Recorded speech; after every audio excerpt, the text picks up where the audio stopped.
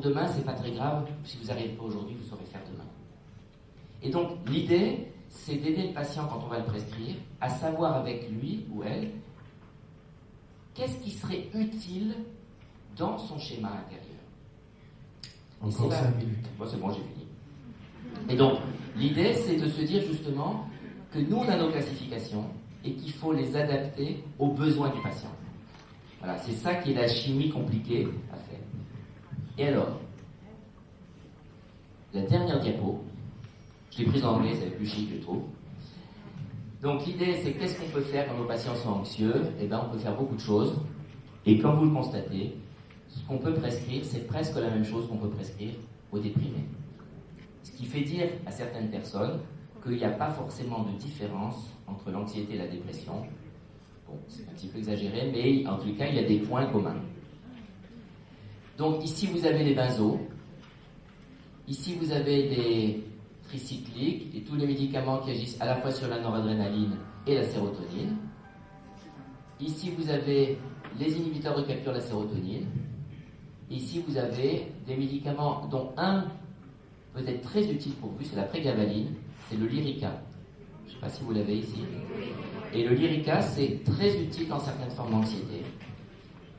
Il faut commencer très doucement. Je sais que mes collègues américains et canadiens, ils prescrivent très fort tout de suite. Ils commencent à 150 mg. Moi, je commence à 25 et j'augmente très lentement pour arriver à 100 mg. Donc, ça nécessiterait pas mal de temps que je vous dise par quoi il vaudrait mieux commencer. Est-ce qu'il vaut mieux commencer par un IRS ou est-ce qu'il vaut mieux commencer par la prégabaline? Commencez plutôt par un IRS. Le déroxate, c'est très bien. Sauf qu'il y a un syndrome d'interruption brutale. Et donc, c'est pas si simple. Hein. Il faut savoir prescrire si on est sûr que la personne prend bien le traitement. Puis un peu des troubles cognitifs, beaucoup de troubles sexuels quand même. Donc voilà, c'est pas si simple. La prise de poids, oui. Voilà, c'était ma dernière diapo.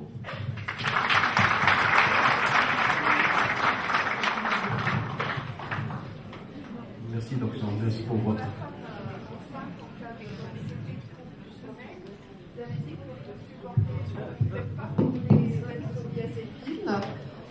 C'est quoi l'alternative alors chez la femme enceinte? La question c'est quelle est l'alternative aux benzodiazépines chez la femme anxieuse, l'enceinte anxieuse? L'idée c'est de voir un peu cette anxiété. Est-ce qu'on pense que cette anxiété fait partie d'un trouble dépressif? Auquel cas c'est plutôt un antidépresseur. Est-ce qu'on pense que non? Là, moi je commence souvent par la phytothérapie ou de la relaxation. Et s'il y a vraiment besoin d'un anxiolytique, je mets l'alprazolam. Mais bon. En fait, c'est compliqué parce que souvent on dit qu'il faut prendre le médicament le plus ancien. Parce qu'on a plus de recul. Donc, ça peut être le Seresta. Hein. L'alternative, ce serait le Seresta. Parce que c'est le médicament. Vous savez, toutes les benzodiazépines ont comme métabolite final le Seresta. Donc, de toute façon, vous prescriviez du Prozac, du Valium, du Lexomil, etc. À la fin, le produit final qui va rester, c'est le Seresta. Pardon? Non. Les benzos, il faut éviter vraiment à tout prix de les prescrire. C'est très mauvais. S'il vous plaît. Dr. Chahid, alors pour le diagnostic positif de la dépression et la bipolaire, quelle est la place de l'imagerie, c'est-à-dire l'IRM? Non, malheureusement,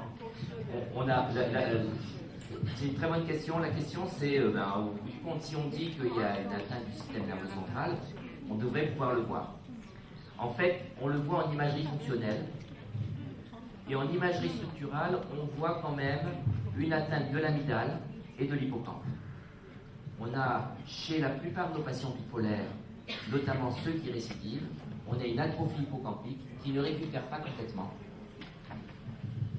Et d'ailleurs, il y a une proportionnalité, c'est-à-dire si on prend une cohorte de patients bipolaires et qu'on regarde ceux qui ont une bonne rémission versus ceux qui n'ont pas bonne rémission, ce qui les sépare, c'est la taille de récupération de l'hippocampe.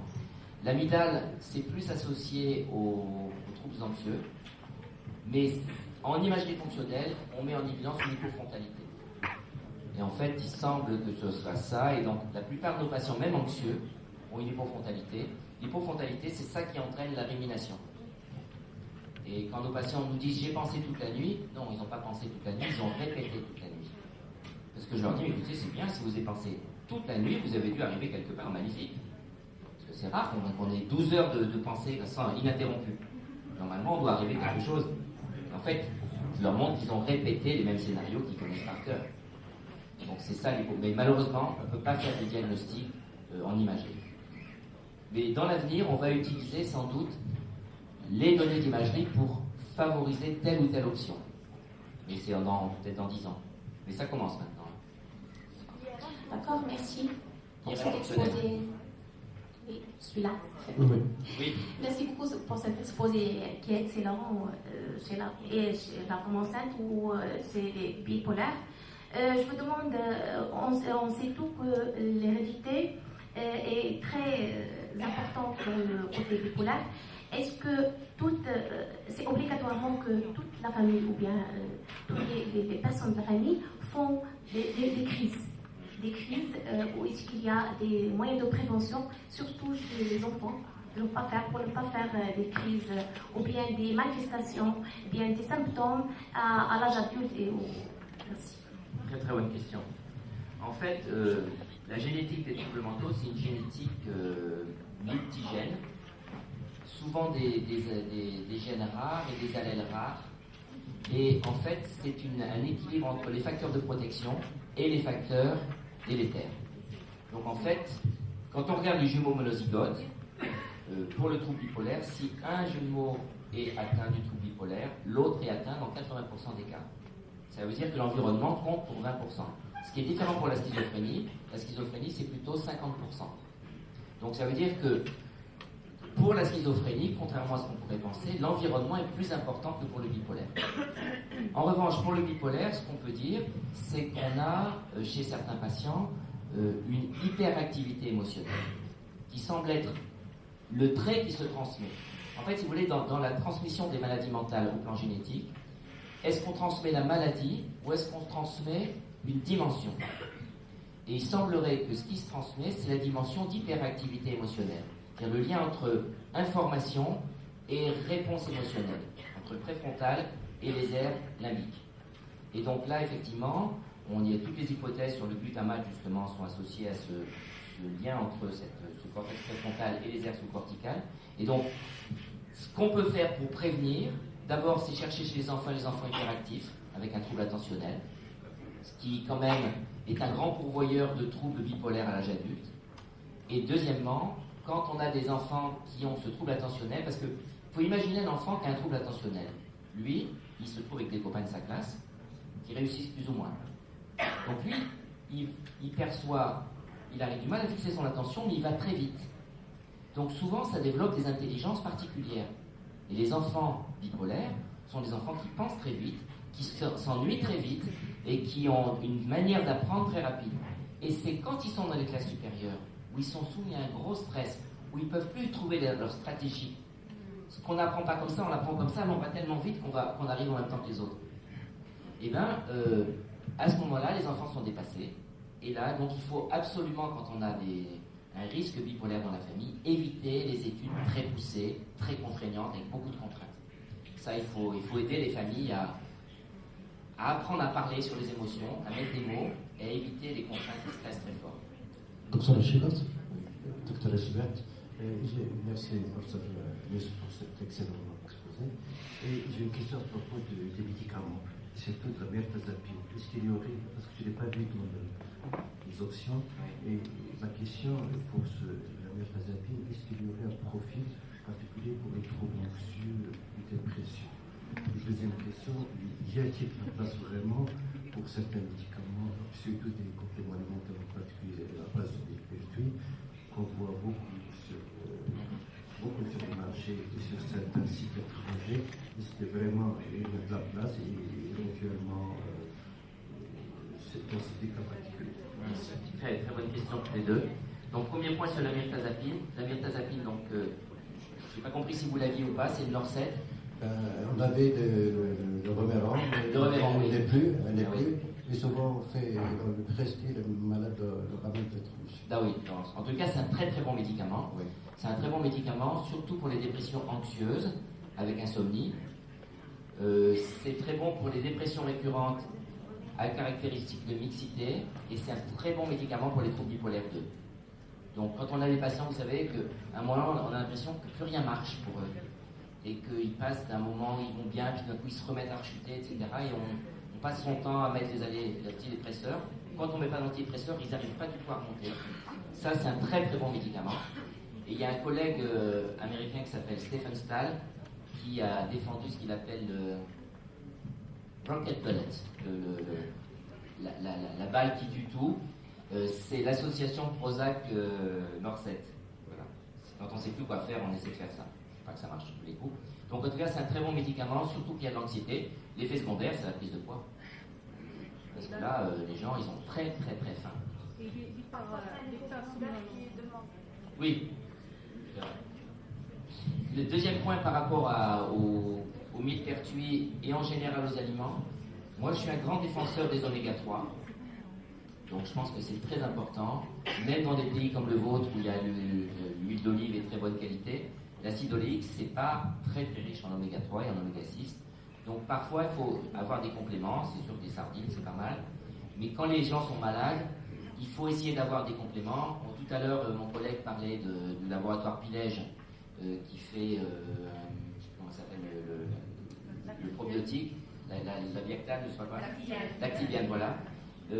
Là, il y a des oméga 3 qui s'appellent Omega Bian, et celui que je vous propose, c'est DHA. D comme HA. Voilà. Et c'est 2 gélules le matin. Je pense que ça améliore beaucoup les patients qui sont en instabilité émotionnelle. Qu'est-ce que vous pensez du Neurobian? Il y a du tryptophane et tout. C'est moins nécessaire, parce que le tryptophane, on n'est pas sûr que ça agisse tant que ça. Donc, voilà.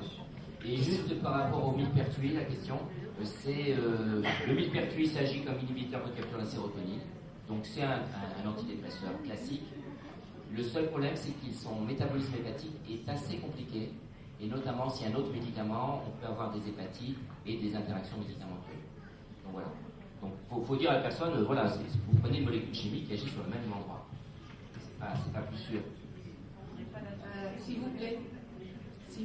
Vous avez parlé des rechutes, je suis là. Vous avez parlé des rechutes dépressives dans les états majeurs dépressifs chez les bipolaires 2. Est-ce que ça se fait sous médicament? Est-ce que c'est toujours sous médicament? Donc il faut faire attention à ce qu'il rechute, même s'il est en bonne observance thérapeutique. Et comment faire pour éviter ces rechutes? Très difficile. Il y a un point qu'il ne faut pas oublier, c'est qu'il y a un génie évolutif de la maladie qui existe dans la schizophrénie comme dans le trouble bipolaire. La rechute fait partie de la maladie, même traitée. Ce qu'on fait avec les traitements, c'est qu'on espace les rechutes et on les rend moins graves. Mais on n'empêche pas les rechutes. Moi, par exemple, tous les automnes et tous les printemps, mes bipolaires rechutent. Pas tous les bipolaires, mais beaucoup d'entre eux rechutent. Donc l'idée, là, c'est déjà de comprendre comment ça commence. Chaque patient a plus ou moins son scénario de rechute. Certains patients commencent plutôt par l'anxiété, d'autres commencent plutôt par le trouble du sommeil, d'autres commencent plutôt par l'irritabilité. Donc, identifier le pattern de rechute pour que le patient vienne nous voir tout de suite ou qu'il mette lui-même en place une stratégie. Donc, pas espacer les visites, les entretiens. Non. Il faut qu'ils soient trop proches. Les bipolaires, il faut les surveiller comme le lait sur le feu quand même. Ouais. Moi, je trouve que bon. C'est imprévisible. Disons, c'est surtout printemps-automne. Mais bon, parfois l'automne commence en août. Et le printemps commence en février. Ça veut dire une dernière question et on termine. Une dernière question. Oui. Alors, moi j'aurais 2 questions. La première concerne le traitement par le lithium dans le syndrome bipolaire. Comment est-ce que le mettre en place? Est-ce qu'il faut forcément faire une lithiumie pré-thérapeutique avant l'instauration du traitement ou pas? Et la deuxième question, ça concerne les critères diagnostiques de la dépression chez la femme enceinte. Est-ce que vous vous basez toujours sur les critères d'Hamilton, sachant qu'il y a des éléments qu'on ne peut pas évaluer de façon objective, comme la prise de poids ou la perte de poids? Si c'est le cas, d'accord. Si ce n'est pas le cas, alors quels sont les critères sur lesquels il faut insister pour poser le diagnostic de façon très correcte? D'accord. Donc, le premier point sur le lithium, effectivement, il faut faire des dosages de la lithiémie 12 heures après la prise, Donc, j'ai les collègues qui